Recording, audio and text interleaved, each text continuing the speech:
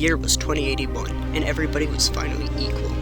They weren't only equal before God and the law, they were equal every which way. Nobody was smarter than anybody else. Nobody was better looking than anybody else. Nobody was stronger or quicker than anybody else. All this equality was due to the 211th, 212th, and 213th Amendments to the Constitution, and to the unceasing vigilance of agents of the United States, Handicapper General. Some things about living still weren't quite right, though. April, for instance, still drove people crazy by not being springtime, and it was in that clammy month that the HG men took George and Hazel Bergeron's 14-year-old son, Harrison, away. It was tragic, all right, but George and Hazel couldn't think about it very hard. Hazel had a perfectly average intelligence, which meant she couldn't think about anything except in short bursts. And George, while his intelligence was way above normal, had a little mental handicap radio in his ear. He was required by law to wear it at all times. It was tuned to a government transmitter. Every 20 seconds or so, the transmitter would send out some sharp noise to keep people like George from taking unfair advantage of their brains. George and Hazel were watching television. There were tears on Hazel's cheeks, but she had forgotten for the moment what they were about. On the television screen were ballerinas. A buzzer sounded in George's head. His thoughts fled in panic, like bandits from a burglar alarm.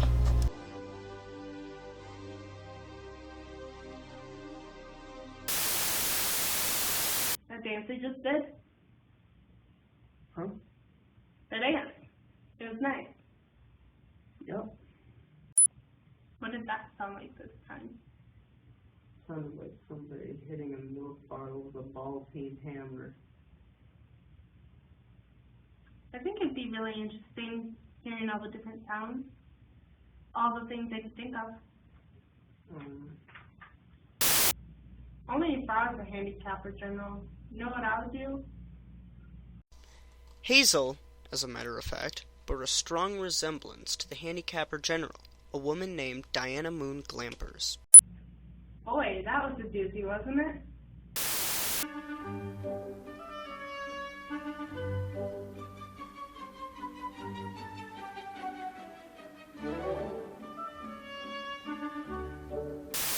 All of a sudden, you look so tired. Why don't you stretch out on the sofa so you can rest your handicap back on the pillow? Go on and rest the bag for a while. I don't care if you're not equal to me for a while. I don't mind it. I don't even care anymore. It's just a part of me. You've been so tired lately, kind of worn out. If there's just some way we can make a little hole in the bottom of the bag, and just take out a few of them lead balls, just a few. 2 years in prison and $2,000 fine for every ball I take out. I don't call that a bargain. If you could just take a few of them out when you come home from work. I mean, you don't compete with anyone around here. You just set them around. I try to get away with it, and other people would get away with it. Pretty soon, be right back to the dark ages again. Everybody competing against everyone else. You wouldn't like that, would you? I'd hate it. There you are. The minute people start cheating on laws, what do you think happens to society? Reckon it'd fall all apart.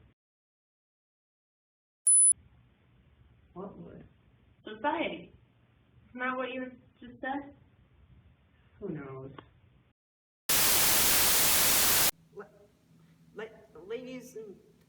Ladies and gentlemen. That's all right. He tried. That's the big thing. He tried to do the best he could with what God gave him. He should get a nice raise for trying so hard. Ladies and gentlemen, excuse me. Ladies and gentlemen, Harrison Bergeron, age 14, has just escaped from jail, where he is held under suspicion of plotting to overthrow the government. He is a genius and an athlete, is under handicap, and should be regarded as extremely dangerous.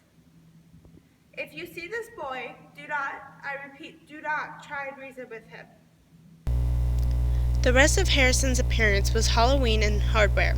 Nobody had ever borne heavier handicaps. He had outgrown handicaps faster than the H-men could think them up.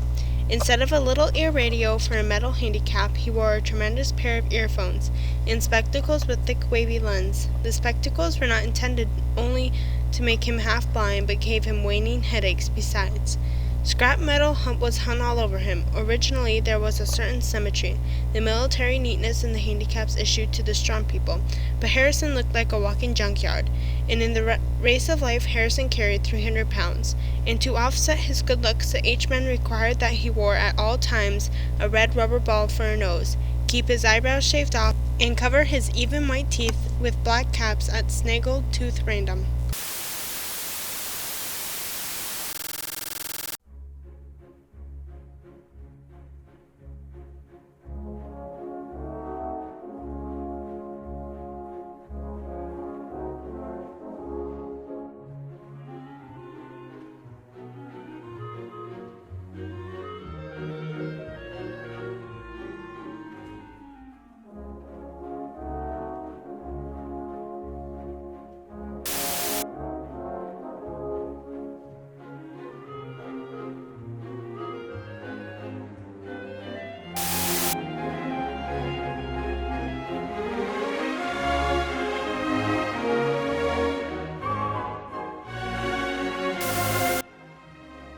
You want another beer?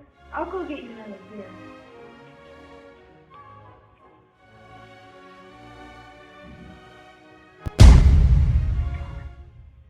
That must be Harrison.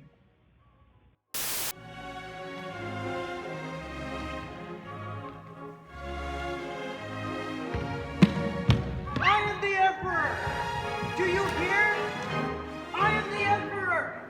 Everybody must do as I say! Even as I stand here, crippled, hobbled, sickened, I'm a greater ruler than any man who has ever lived. Now watch me become what I can become.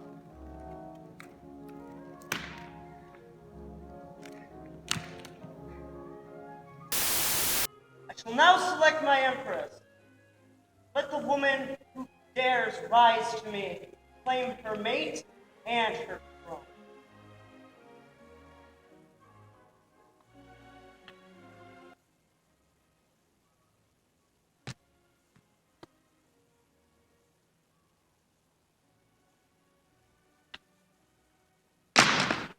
Now, shall we show the people the meaning of the word dance? Music! The music began again, and it was much improved. Harrison and his empress merely listened to the music for a while, listened gravely, as though synchronizing their heartbeats with it. They shifted their weights to their toes.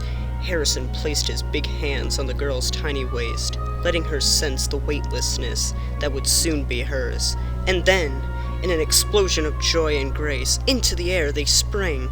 Not only were the laws of the land abandoned, but the law of gravity and the laws of motion as well.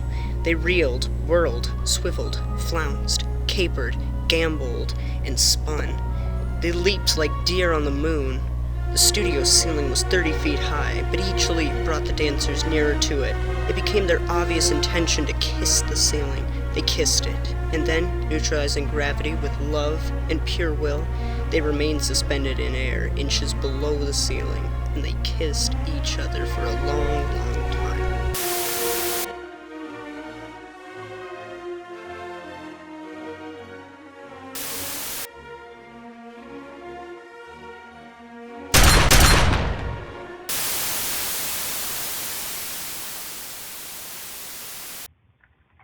Here's your beer.